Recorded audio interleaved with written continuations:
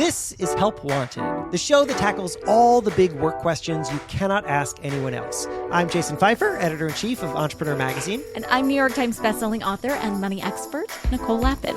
The helpline is open. Nicole, how many jobs have you quit?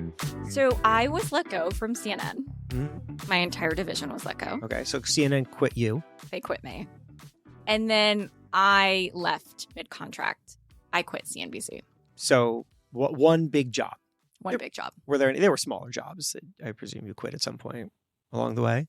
No. Huh. Oh, actually, yes. The job before I went to CNN, I quit to go to CNN. To CNN. Okay. I quit mid-contract. I was at the CBS station in Palm Springs. Boom. On the I-team, investigating the Coachella Valley. Nice weather. So, except for the summer. So how many jobs have you quit? I've quit. Carry the one. I've quit 2 jobs, and I had 1 job quit me, which Okay. is to say that I got fired. Not because my division got shut down, but just because they decided I wasn't good for the job anymore. And that was fine because I actually didn't really want to be there, but I was staying because I didn't have the courage to quit. So I really should have quit 3 jobs is the answer. So today we're going to talk about quitting. So fun. When to quit, yes, but more than that, how to recognize when you need a change at work and what to do then. And if need be, how to quit your job without actually quitting your job. So let's start. I'm going to tell you a story. So the very first job that I had was at the Gardner News, circulation 6,000 at the time. I don't know what it is now. Maybe it doesn't even exist. This was 2002. I was a newspaper reporter. I was covering nothing. There was just nothing going on in Gardner, Massachusetts. I was covering middle school dances. And then about a year in, my boss comes to me and he gives me a letter. And the letter basically says, change your attitude or get out of here. And what he had noticed was something that I didn't realize I was projecting, which was that I hated being there. I hated it. I hated it so much. It was just a constant bruise on my ego because I thought that I could do bigger things. I thought that I was made for bigger things. And yet I was showing up every day at this tiny little newspaper.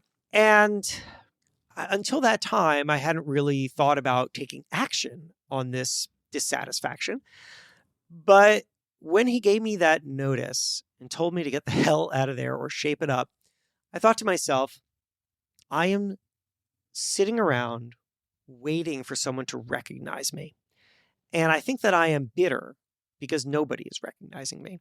Like, I'm showing up, I'm writing this story about the middle school dance. The New York Times is not calling me and saying, kid, great story about the middle school dance. Time to cover the White House. Like, they're not saying that.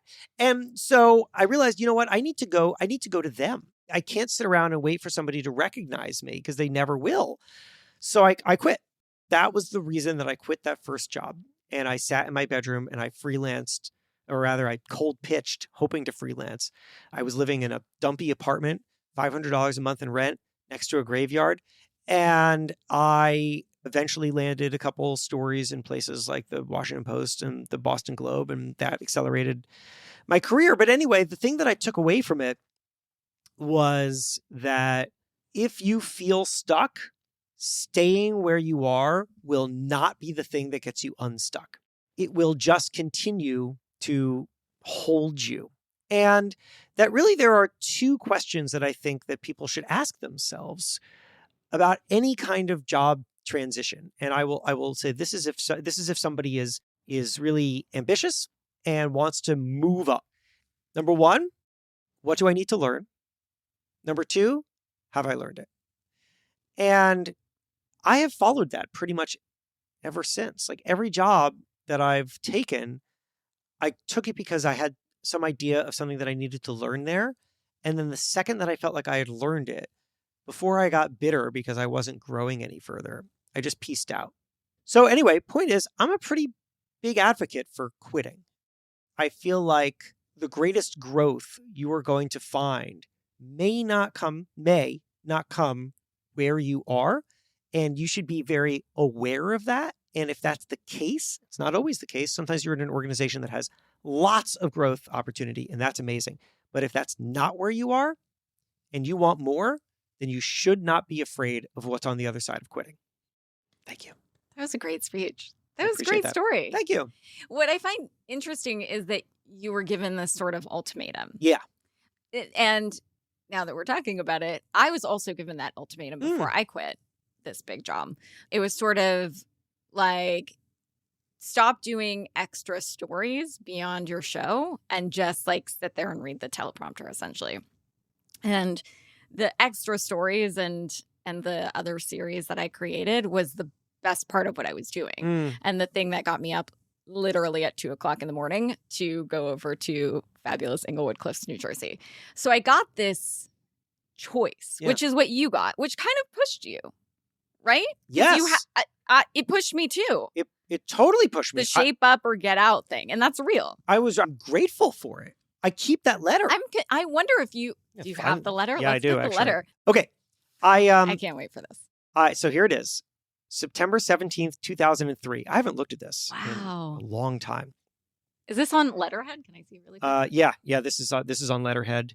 This is Very official. This is scanned. The Gardner News. The Gardner News. Wow. Okay. I scanned this. Okay, so this is a letter from Stu Norwood, who is the editor or whatever. Hi, Stu. Okay. Starting on Monday, you must pass in 2 stories a day every day for a minimum weekly count of 10 stories. The 10-story minimum is the standard of every reporter on the editorial staff, as has been reiterated to you and the other reporters numerous times in memos and during meetings. This is all true. I cannot have any reporter falling so much as 1 story under the minimum quota. Also, you must tell Jim was like the second in command, about the stories you have planned for the day and keep him updated on your progress. Do not leave for the day without checking in with either Jim or myself, whomever is on the news desk at the time, to let us know that your 2 stories are in the system. Also, if necessary, do not leave if the editor feels that he wishes to read the story before you leave for the day. The chronic deficit in your story output has had a detrimental impact on our coverage of the news. This cannot continue, nor can management tolerate your negative attitude. If an editor assigns a story to you, you must accept it and follow through on it. It is not your position to give an editor reasons why you can't or don't want to write a story, or that you are just too busy. In so many words, I am giving you 2 weeks to prove to me that you will be an asset to the newspaper and not the detriment and drag on the newsroom that you have become. Your attitude, behavior, and productivity must change quickly to meet the newspaper's needs. Stu Norwood. Phone drop. Damn. Yeah, I know. What was your first thought when you got that? My first thought, funny enough, was to assume that he was wrong about the number. So you can see tracks. that in the scan that I made, I started to tally up all the stories that I had written. And no, he was right. He was right. There was a quota of stories and I wasn't meeting them. And the reason I wasn't meeting them was a combination of things. Part of it was that I hated that job. And part of it was that I was like trying to do ambitious work that took longer, and so I wanted these stories that went on and, instead of just kind of running out and finding something to report about, which wasn't what they needed. They set an expectation for what they needed and I was not meeting it. I was not a good employee. And I think that wasn't just a mistake of youth, because I think that in the first job or two, everybody can get a little lost in how to grow. Stick around. Help Wanted will be right back. Welcome back to Help Wanted. Let's get to it. Would you have quit if you didn't get the letter? That's a really good question. And I don't know if I would have quit either, actually, at the time. But it was the best thing that happened to me. So, fun fact, I was represented at CAA at the time.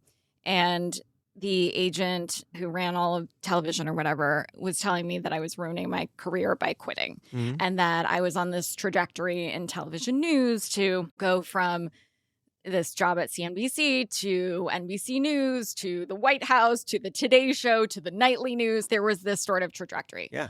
And I said to him at the time, like, I don't think that this paradigm works anymore. I don't think that this is the trajectory when Jordan Sparks, who I like, and Jenna Bush and whoever was hosting the Today Show. Like, this trajectory is messed up now. They're not feeding from other NBC stations. They're just putting on random celebrities. And so this is not how this works. And in order to move up, I think I need to move out. And he was like, you are ruining your career. We ended up not working together anymore. Fast forward 10 years, I happily re-signed with them. And he kind of was like, you were right. You have to remember what people's incentives are. And people's incentives, if they are inside of a system, is to maintain the system. And if you are a part of that system, then their incentive is to keep you right where you are. Not because if it's like the man keeping you down kind of thing, but just, you just remember people's incentives. I remember when I quit Men's Health. Men's Health was my first national magazine job. I quit it in 2011. And I quit it because I was going to go to Fast Company. And Dave Zinzenko, the editor-in-chief of Men's Health, and his second in command, Steve Perrine, called me in to Dave's office. And I walked in there, which, by the way, you don't just like go strolling into Dave's office. He was like, he was like old school magazine editor-in-chief who, you made an appointment to see. And so I went in there and they sat me down and they were like, "What are you doing? Fast what?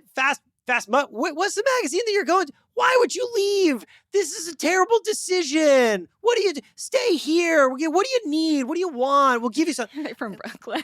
Yeah. I don't know. They have their pizza and their. I don't know. I can't tell. That's how I remember. Accent. That's how. But like I couldn't get out of there fast enough. I mean, that was the least convincing thing that you could have done to me, was to show me that you don't understand the value of moving on. To me, somebody who doesn't understand the value of moving on is someone who is completely incentivized to hold everybody in their place. And I get it because, I was good at my job, or good enough at my job. And if I leave, they got to find someone to replace me. I don't think that they're trying to hold on to me because I was amazing. It's because it's a pain in the ass to replace anybody. And they didn't want to do that, but that they couldn't recognize that people would want different things or upward momentum told me I got to get out of here. And I thought that was the exact wrong way to play it. Every single time that anybody has ever quit a job and they report to me, my first words are congratulations. Mazel tov. Yes, absolutely. Fantastic. I am really, really bummed to lose you. Maybe sometimes you're not. I knew this day would come. Sometimes I'm not. That's true. I say it anyway. But, I told you that I had been fired from a job, and the job that I was fired from was Fast Company. And that was years later. I was then in my 30s. I was married. And Rick, the executive editor, brought me in one day. I'd been there for 3 or something years. And I sat down in his office. I said, "What's up?" And he said, "So we're letting you go." And wow, I said, no foreplay there. Well, and then I said, "Oh." And he said, "It's a difficult decision, but the fact is that we have a very lean team here, and we don't feel like, you are pulling the weight of everyone else." And, I listened and my mind was racing. And at some point I told Rick, I this hasn't happened to me before, which I guess technically it hadn't because I quit before I got fired that first time. But I will tell you something. Looking back on it, I was making the same mistake at Fast Company that I made at the Gardner News, which was that in both jobs, I had become dissatisfied for different reasons. At Fast Company, it was because I just wasn't enthused by the kind of coverage that we were doing. And I didn't feel like I understood exactly what my bosses wanted. And I didn't feel that productive there. And instead of doing something about it, like leaving, I just kind of showed up every day and was kind of bitter. And I should have been kicked to the curb. And I'm glad that they did it. And frankly, I think that Rick did a pretty good job of firing me. Like when I've had to let people go now, I just think back to that moment. Let's not beat around the bush. There's no like pleasantries. If this is going to be an unpleasant moment for you, then let's just get to it. And it's not emotional and it's not, right? I'm not blaming you. It just kind of is what it is. It's not a good fit anymore. And I thought it was great. Like, I think that Rick did a great job firing me. And I will fire people like Rick forevermore. But I think that the problem that a lot of people have is that they know they should leave and they're not doing it. And so at that point, a couple of things are going to happen. Either number one, the job is going to decide to get rid of you. And then it's not happening on your own terms or your own time. Number two, you'll just sort of sink into mediocrity there because that happens to plenty of people. Large organizations, you can just kind of like hang out for a while, but it's not fulfilling. You'll probably be kind of bitter. Or three, go. So you're essentially saying that you're quiet quitting anyway. I was quiet quitting. Yeah. Didn't have the term for it, but yeah. Mm-hmm. But I didn't think of it as quiet quitting. I thought of it as, I don't even know. I don't know what I was doing. You get to these places where you just feel kind of stuck and you don't know how to build. And you just like the only thing that you know is showing up every day. I mean, this is also kind of like relationships when you know you need to leave, but you don't. And it's hard and you don't know what's going to come next. So this sets me up really nicely for this. I know. Yeah. You're welcome. Yeah, that was a great transition. I appreciate that. Teed it right up. I was talking to Annie Duke, behavior and decision-making expert. She wrote a book called Quit. And she told me, she said, what would it be like if you had to marry the first person you dated? Terrible. Would you ever date? No. Yeah. So the reason why we were able to find, hopefully, people who are our right match is because we are able to quit a lot of people who came before. Because the way in which we identify the right thing for us is to try and leave. And Annie said, you were dating ideas. You were dating jobs. You were dating projects. That's how we have to think of everything. Because if we feel like we just have to do the thing that we're already committed to because we've already committed to it, then what we're really doing is robbing ourselves of the time that we could put towards something that is much better. And I think that if you have any feeling like there could be something better out there, I think you have to take that very seriously. I mean, that's tricky because you also differentiated the first time at a shitty apartment next to the graveyard and then the second time being married. Right. So people have real considerations. Yes. People have families to feed. It's not just like the Gary V, like YOLO, go, start that alpaca farm you've always dreamed of. Right. Why not? Right. I have 2 kids now, so I can't just go and randomly quit my job. But the point is, get yourself comfortable with the idea of quitting. And that can be revolutionary because we often tie together ideas of success and perseverance. I see it all the time at Entrepreneur. I'll give you an example. Recently, we ran a story on Melanie Perkins, who is the co-founder and CEO of the popular design platform Canva, which I use all the time. Same. Love. And the headline of the story is this: she was told no 100 times. Now this 31-year-old female founder runs a $1 billion business.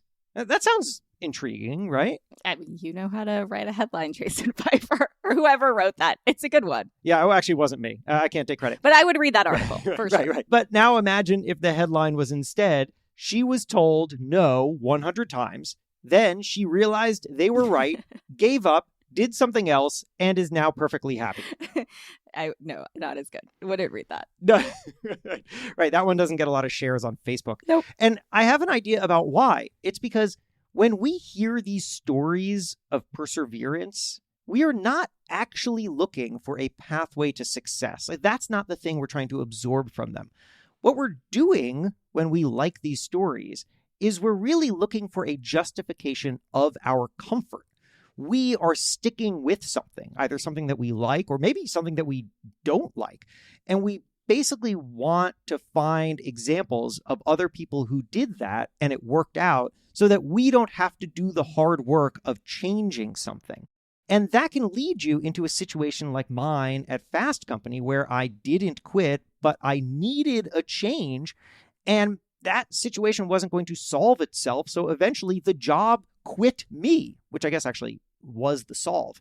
So be comfortable with getting uncomfortable, as cliche as that is, because once you do that, you can be more introspective about what is and isn't working at your job and do the work of figuring out what's next. Yeah, I think the point is it's not a blanket answer across the board to just up and quit your job, right? The change can come from somewhere else. And we definitely aren't advocating, at least I'm not, quitting your job with no safety net. I don't think you are either. Like No. Fen and Colin, Jen, they would be not happy. Yeah. Because, yeah, there's real life considerations that we have. And the change doesn't have to come from leaving your job. It can come from somewhere else. So you can start thinking of change by setting yourself on a new path, like doing more networking, reaching out to hiring managers at companies you admire, just checking to see what kind of other opportunities are out there, like doing the due diligence without just like burning your corporate bra. And in the meantime, just be really honest with yourself. I mean, think about why you feel like you need this change. It might not be the job, like the Annie Duke dating metaphor. You might end up saying, hey, it's not you. It's actually me. So in other words, the shift you really need to make isn't the job. It's something about the way you're working. It's something about the way you're approaching work or this job or this career or something else. So it's about putting down the magnifying glass and picking up the mirror. Ooh. Yeah, that's right. Pick up that mirror. And I think one of the greatest attributes of any human in relationships, whether they're personal or professional, is self-awareness, right? Yeah. Yeah. This is a moment to do that. Yeah. And that last point ties into what I was saying at the beginning of the episode, which is you can quit your job without actually quitting your job. Instead of leaving your company, you can try to quit the elements of your job that you don't like. For example, what I could have done back at the Gardner News was I could have gone to Stu and say, listen, Stu, I want to be writing stories that are closer tied to my interests. So I'm going to do everything that you're asking me to do. I'm going to meet that quota that you've set, but I'm going to pitch stories that I am passionate about. I'm going to quit the middle school dance articles, basically, right? Like that's what I'm quitting, but I don't have to quit my job. I can just make it my responsibility to do more of the fulfilling work that I actually want to do. And stop being so detrimental to the impact of our news coverage. Boo. Right, exactly. Yeah, that is my scarlet letter. So I think going back to your point, Jason, about what you need to ask yourself when you're thinking about quitting a job is, right, number one, what do I need to learn? Number two, have I learned it? And then I'd add number 2.5 or number 3, which is how can I learn it? And the answer might not be leaving this job. The answer might be like figuring out another way to learn that thing by changing the way you're doing that very same job. Like I found my dream job in my life, but it was the exact same job. I just changed my mindset around it. So if you decide, though, you need to quit and that is the next step, I don't think it's going to your boss and telling them that you've made some big decision or flipping over the desk and, burning the bra and being crazy. The next step is deciding for yourself quietly, what you want to do next, securing that opportunity if you can, and then quitting, like that series of events, that order of operations once you have the next thing lined up. And, maybe you can do all of that without the scarlet letter, although I really like the scarlet letter and I think you should frame it. It's a real miss, actually, that I haven't already framed it. I'm going to print it for you for your birthday. I appreciate that. I guess the real lesson here is, as much as I hate to say it, Stu was right. Plot twist. Help Wanted is a production of Money News Network. Help Wanted is hosted by me, Jason Pfeiffer. And me, Nicole Lappin.